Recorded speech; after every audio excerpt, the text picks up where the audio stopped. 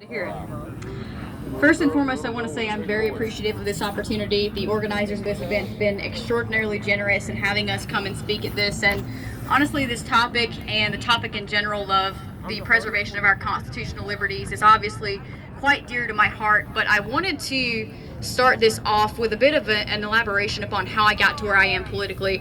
For those of you who don't know me, I'm a 22-year-old political activist and a conservative. And I did not originally start off in the position that I'm in now. Originally, I was much more moderate and centered, you could say, and I didn't necessarily have the same passionate enthusiasm that I have now for political activism. When I first became involved in politics, it was more of a nonchalant discussion and a hobby for me, but I found that as time went on and I became more involved in politics and in the discussion of these political issues, I found that all of a sudden the America that I had always envisioned within my mind was not the America that I was currently living in. I was no longer occupying an America in which ideas could be freely expressed without the fear of physical intimidation or being assaulted for having a different point of view.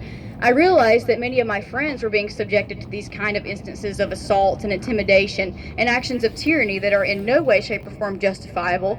And I found that to be absolutely disgusting, to think that in this great constitutional republic that we inhabit, we live in an age in which there exist people who believe that you, American citizens, who possess the inherent constitutional liberty to express your points of view, should be assaulted for not agreeing with them.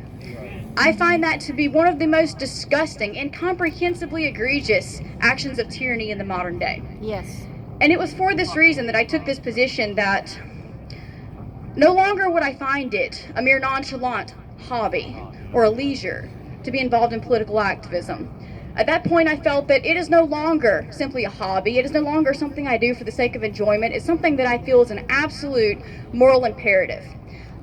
We are here to represent those who cannot speak for themselves. We are here to represent the disadvantaged, the people who have been shunned, the people who have been doxxed, the people who have been harassed, physically intimidated, and assaulted, and absolutely terrorized for having the sheer audacity to simply say, I don't agree with you and I have my own opinion. Correct. How dare you in the modern day express your constitutional rights, they say. How dare you? No, you know what? How dare you insist that you possess the right to silence me for not agreeing with you? Amen. Amen. Yes.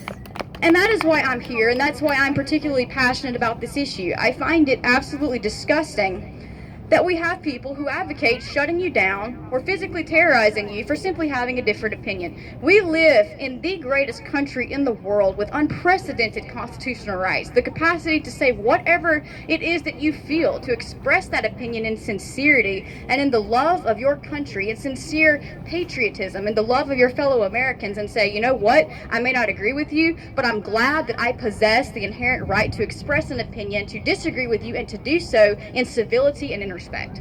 That is what the American philosophy is about, first and foremost. Amen.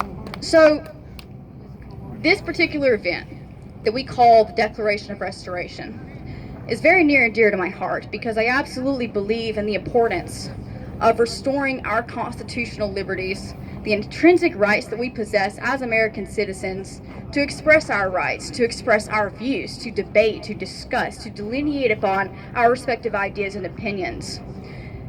What separates us from these tyrants, whether they be in positions of political authority in governmental office, or whether they simply be these domestic terrorists who insist upon silencing those who disagree with them, what separates us from them is that we can have a conversation, we can have a debate. In fact, I encourage them, if you don't agree with me, let's discuss it, let's debate it, because I believe that important ideas can be defended, and they should be defended. And if a person possesses an idea that they cannot defend, they should abandon that position. Amen. I feel that this is simply a moral position to have.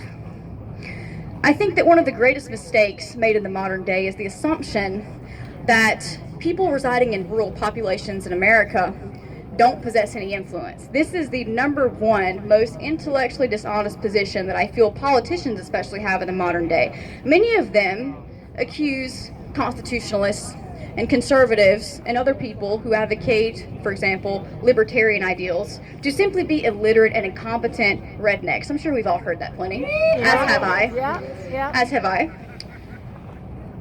But when I look at the map of the voters in 2016 that voted for our current president in office, it tells me that their presumptions pertaining to who we are and what we represent is fundamentally incorrect. We're here, first and foremost, to represent these liberties that we possess, to express a point of view. And that point of view is that we refuse to be silenced. That point of view is that irrespective of whether or not I agree with you, I have the intellectual honesty, I have the honor, I have the sincerity, I have the devotion, I have the passion to stand here and say, I may not agree with you, but I can still discuss my ideas and I can look you in the eye and say, I might not agree with you, but by all means have your opinion. Yeah. Amen. Right. That is the basis of the rights that we hold so dear to us, the rights that we treasure so greatly in this country. So I believe that we're at an absolutely pivotal point in human history, in American history especially.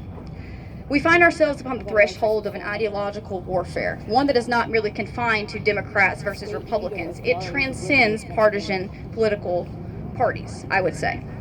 But rather, it is the warfare between those who believe in the free expression of ideas and those who don't. Those who believe in our constitutional republic and those who would prefer a totalitarian government to tell them what they can and cannot say. And I think that from any observation of any totalitarian or communist country in the modern day, it's very evident that does not work.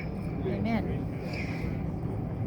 So I don't consider it a mere leisure, a point of hobby, or just a mere pleasure to engage in politics, but rather an absolute moral imperative to represent those who cannot speak for themselves, to represent those who have been unjustifiably intimidated or attacked upon the basis of expressing an idea that others simply don't agree with.